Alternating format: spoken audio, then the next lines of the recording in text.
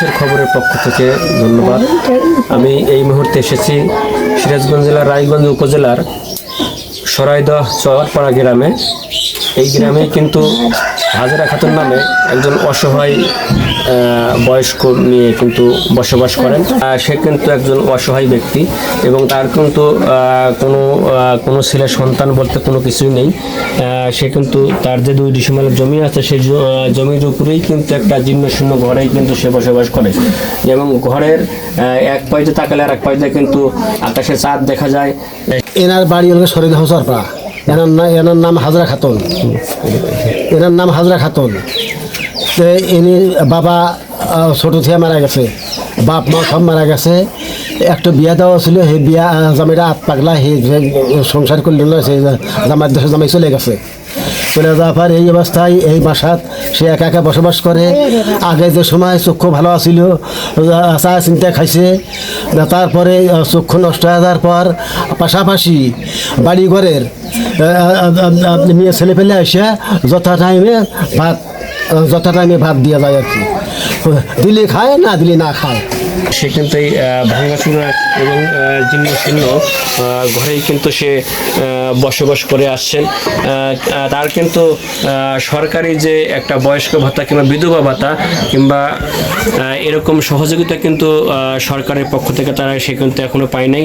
এবং এই হাজেরা খাতুন কিন্তু মানে অন্ধ এবং তার নেই বলতে কোনো কিছু নেই, তার ছেলে সন্তান কোনো কিছুই নেই। এখানে যে তার বাড়ি রয়েছে সেই বাড়ি কিন্তু তার 2 ডিসিমেলের জমি রয়েছে, সেই জমিতেই কিন্তু একটা জীর্ণশীর্ণ ঘরে থাকেন এবং সেরা খাতায় কিন্তু সে কিন্তু শুয়ে থাকে। তার কিন্তু একটা কম্বল পর্যন্ত এখানে কিন্তু নেই। তার যে বিছানা রয়েছে, আমি তার বিছানার চিত্রটি একটু দেখানোর চেষ্টা করছি, যে সেরা খাতায় সে শুয়ে কিন্তু এখানে শুয়ে থাকে এবং এখানে দীর্ঘ 20 বছর ধরে এরকমভাবেই কিন্তু সে এখানে বসবাস করে আসছে।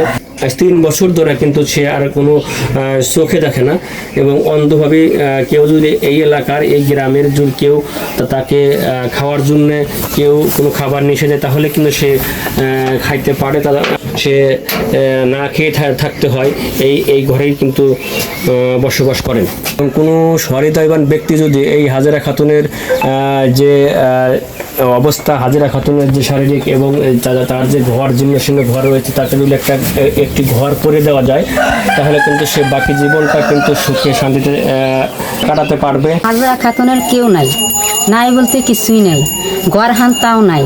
আপনারা যদি দয়া করে সাহায্য করে যদি ঘর হানতে আন তাহলে হি আল্লাহর সুখী শান্তি থেকে পারবে। জ্বর তুফানও তাক মান্য না, বাদুলও তাকে মান না। ও বি যায় আমার বাড়ি থাকে কান্দাকাটি করে, আমি নিয়ে এসে আবার দিয়া যাই। এখন এই হাজরা দুঃখিত বাবা, এখন ঘর দিলে পারবো সুখী থাকবো বাবা, ওই ভালো অবস্থা থাকবো।